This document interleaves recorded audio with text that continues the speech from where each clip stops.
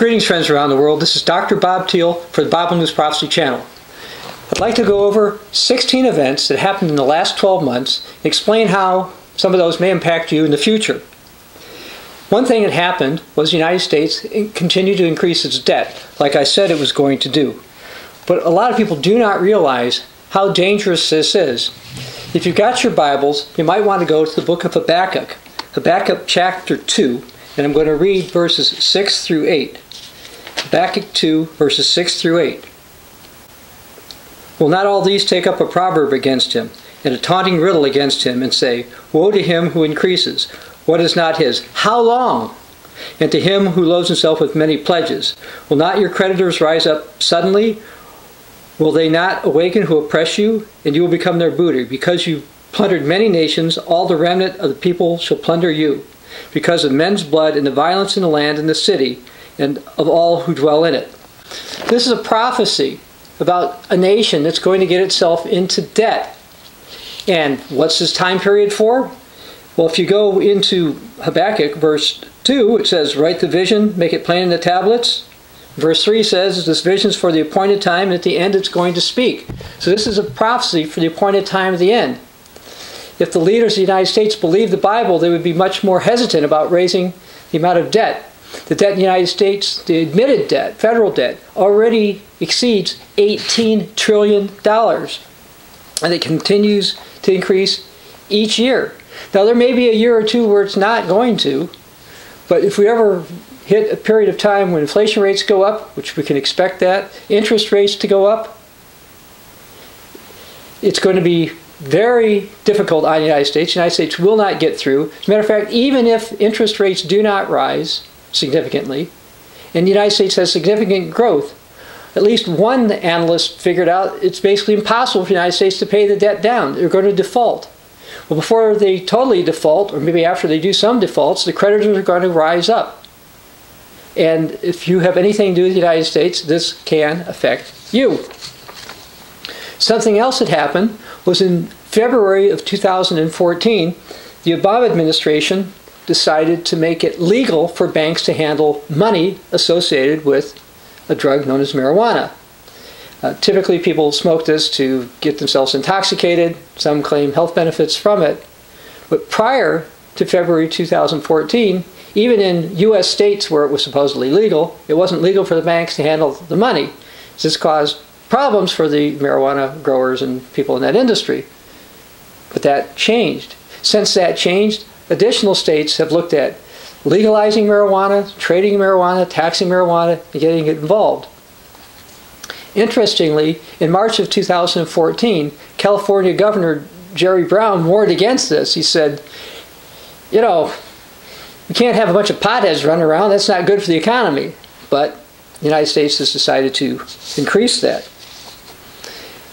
Continuing with the United States, something significant that happened in the last 12 months has been a great increase in the legalization, sort of, if you can call it that, of homosexual marriage in many United States states. What's basically happened is that federal judges, in most cases, and sometimes lower level judges, or other judges, have decided that state laws or other rules barring homosexual marriage are unconstitutional and they're not valid, and they've been overturning them. We're seeing a great increase of this in the book of Romans, chapter 1, verses 18 through 32. It warns against homosexual behavior, including lesbianism, and that particular part of the Bible condemns or warns against not only those who participate in such activities, but those who condone them, those who approve them. So you might say, well, it doesn't affect me, I don't do it, yeah, I don't care what they do. Well, the Bible talks about vomiting those out of the land who are involved in such activities.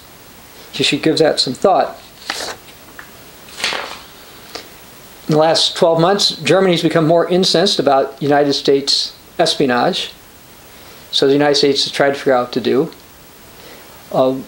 Some reporters in Europe have said that the Obama administration has succeeded in turning Germany from an ally into an enemy, or in the process of doing so. To partially placate the Germans, the United States actually put a general from Germany to be in charge of the United States Army in Europe. The United States Army in Europe, which was there since World War II, because the United States fought Germany in World War II, as well as World War I. Now I realize many of the troops are there to deal with the old Soviet Union, but it's interesting that now in Europe the U.S. Army reports to a German general. This is not going to work out as well for the United States as many would think. In December of 2014, Germany's foreign minister, Frank-Walter Steinmeier, basically declared that Germany has a plan to dominate the world again. He asked for industrial powers to support him in Germany. He basically said they need to put Russia in its place and essentially push the United States aside. Did you know that was going on? Now some people think Germany abandoned all hope of dominance, etc., at the defeat of World War II. But people in the Church of God for decades would say, no, that's not the case. And this was confirmed in December 2014 publicly. The fifth item is that Europe has moved ahead on its space and technological plans. This has pretty much been unnoticed by many people, even though the prophetic ramifications, such as discussion in Revelation 13 verse 4, for example, are major. Soon, Europe's Galileo system, which is basically an enhanced form of the United States' GPS system, is going to be deployed. And the United States has decided to rely on some of its satellite communications with GPS for the United States defense, for the defense of the United States. Many Americans do not realize the United States actually has a problem with its GPS system. They don't have enough satellites ready or out there to replace the ones that are going to come down. So a few years ago, the Obama administration agreed to rely on Europe's Galileo system for part of the United States' needs. In the meantime, Germany has been proceeding on with what they call its FAIR project. FAIR is a super collider that the Germans are doing. In addition to this, over in Europe, the Large Hadron Collider, got a lot more information on that, and it's going to go back into service in the spring of 2015, and more technology is going to be developed. The Germans and the rest of Europe are concerned about the United States and Russia, especially with Russian incursions into Crimea and other issues with the Ukraine, and what the United States did or did not do about it. So partially because of this, the Europeans agreed to make a new rocket called Ariane 6 to replace Ariane 5, so they'll have less dependence upon that. Also, Europe was working on testing certain laser space technology and doing some other things that people in the United States, Canada, Australia, New Zealand, and the United Kingdom may not be aware of. The Europeans basically plan to use technology to launch them into the leadership in the 21st century. And in Europe, there are probably more engineers, well-trained engineers, than there probably are any other part of the world. Now, I mentioned, and this will be number 6, Russia annexed Crimea, and it also took steps to increase its influence in eastern Ukraine and Moldova. Now, while it did not get a majority from Moldova in the elections in late November 2014, the Russians basically said the election was fixed by the opposition. They didn't quite word it that way. And what Russia seems to be hoping will happen is that the European Union will disappoint enough in Moldova, as well as in the Ukraine, and perhaps Georgia and other places, that nations that were either part of the old Soviet Union or closely tied to the old Soviet Union will decide to embrace Russia. The Bible talks about an alliance. It's called the Kings of the Medes that will rise up at the end times. This is basically about 3.5 years after the Great Tribulation begins and actually invade Europe. So we've got some time before that will happen.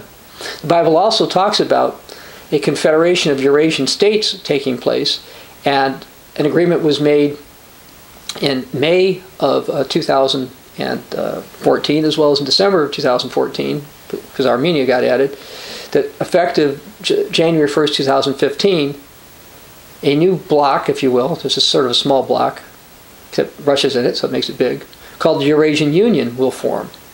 And this is also consistent with prophecy, and people may be surprised how they may be affected by that. Well, the seventh thing that I want to mention is, although the Vatican failed to get full control, it was able to arrange for Pope Francis to conduct Mass in a building called the Cenacle or Cenacle. His agenda and the reaction of certain Israeli officials concerned Jews about it. This particular building may have prophetic ramifications. We have articles about this and what's been going on. The particular building has some bricks from what appears to be the original Christian building, at least the original one built in Jerusalem. The bricks themselves seem to have come from the Second Temple period, from time of Herod when he had rebuilt it. And it sits on what some have called as Mount Zion. So there may be some prophetic ramifications. The Vatican has been maneuvering to get control of this particular building. Basically, they've told the Israelis, if you give us this building, we will help you in some of your dealings with the rest of the world, the Palestinians, etc. The Israelis have resisted because of agreements they have with actually a group, and I met a leader of this particular group who had originally turned control of the building over to the Israeli government. But over time, I believe Israel is going to relinquish this, and the Vatican will end up with it. Now, speaking of Israel, it attempted to reduce the threat posed to it by the Palestinians in Gaza, but its actions led more and more nations in Europe to get upset with them. In December of 2014, a court ruled that Hamas, which was always considered to be a terrorist organization, doesn't meet the definition of a terrorist organization. They're more of a government in exile or rebels or something like that. This upset the Israelis. Others in Europe are trying to recognize Palestine as a separate nation. All of this, with other events that will happen in the Middle East, will pressure Israel to the point where it will accept a type of so-called peace deal that it does not want to accept, despite the fact that there was no real deal in 2014. A deal will come to pass. It will be a temporary deal. It's mentioned in Daniel 9:27 and some other parts of the book of Daniel. And Israel is getting to the point where they may have to do this, but we may see a war involving Israel and or Iran, Syria first before that happens, but we're getting closer.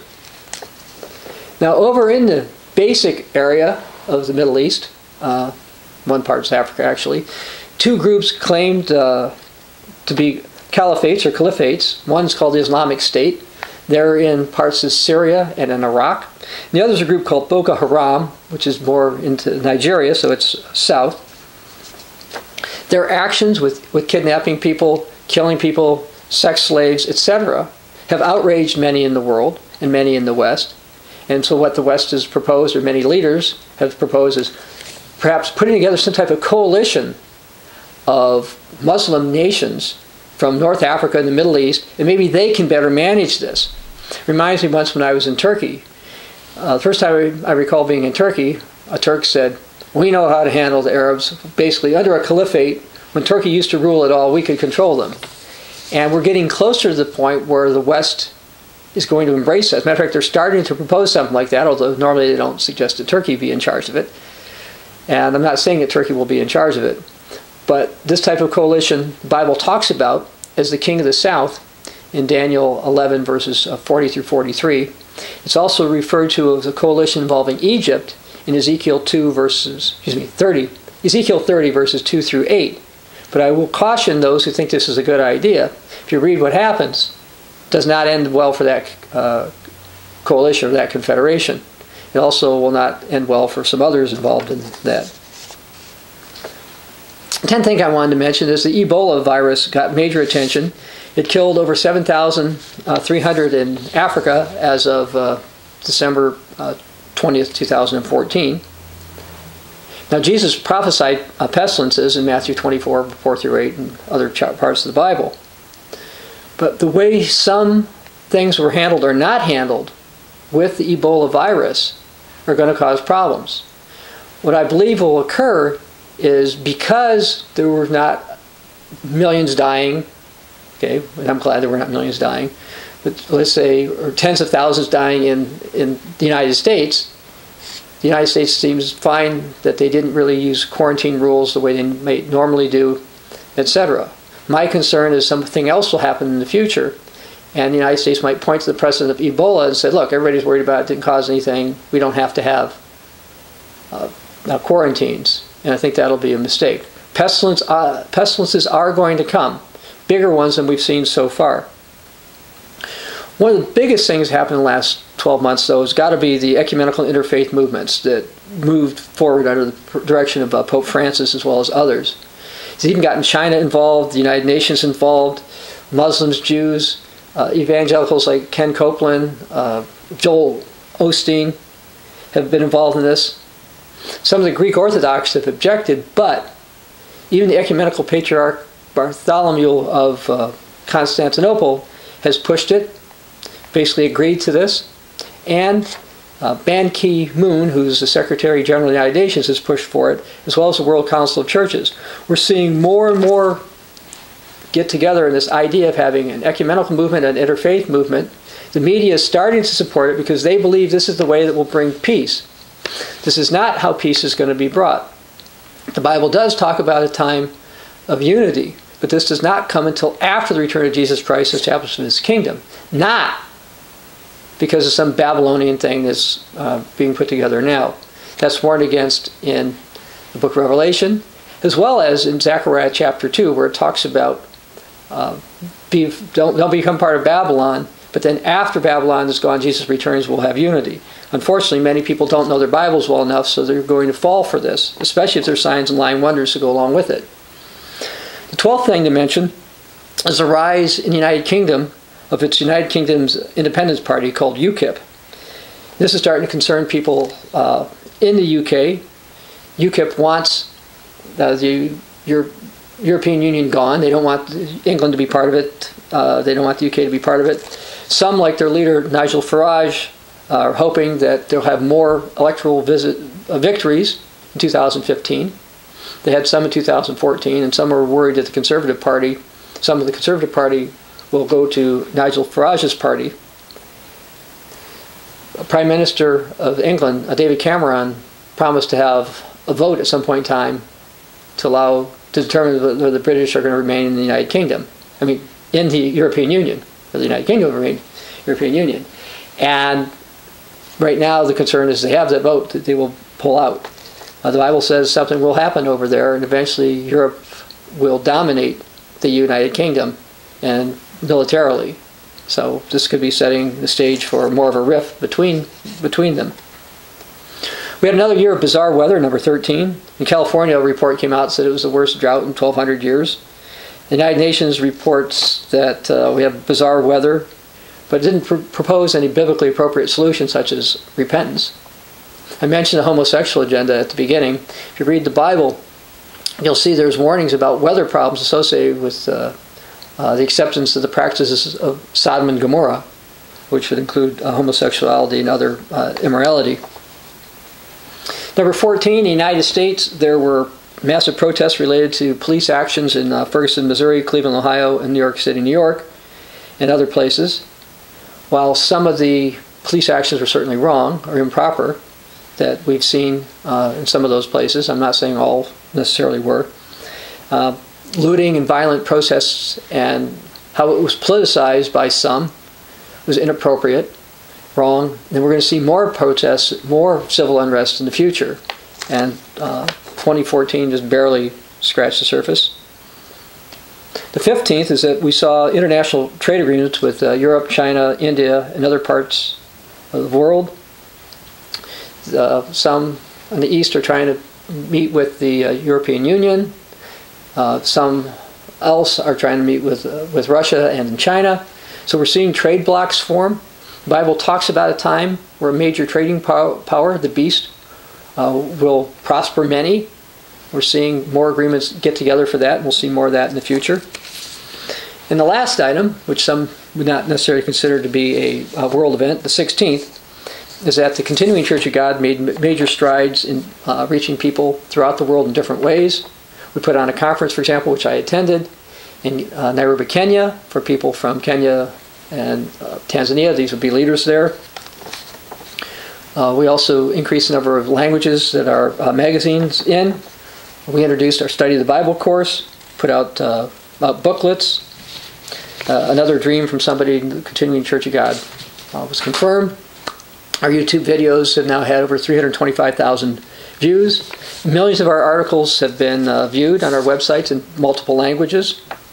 We're also able to point out prophetic errors of non-Philadelphia COGs, as well as some prophetic errors that the Protestants and the Catholics, Eastern Orthodox have. We are leading the final phase of the work and working on telling people the truth, warning people what's going to happen. Now, a lot more has happened in the last 12 months than I could cover in this brief video. But what I'm going over, emphasizing some things the mainstream didn't emphasize. 2015 is going to be another year where there's going to be many other events that are going to properly align with biblical prophecy. But things that have already happened will affect you if you live long enough. Biblical prophecy is coming to pass. I've reported about some aspects of it now, but even more will come to pass. Jesus said in Mark 13 to watch, and he was talking about watching world events. So what I say to you all, watch. This is Dr. Bob Thiel for the Bible News Prophecy Channel.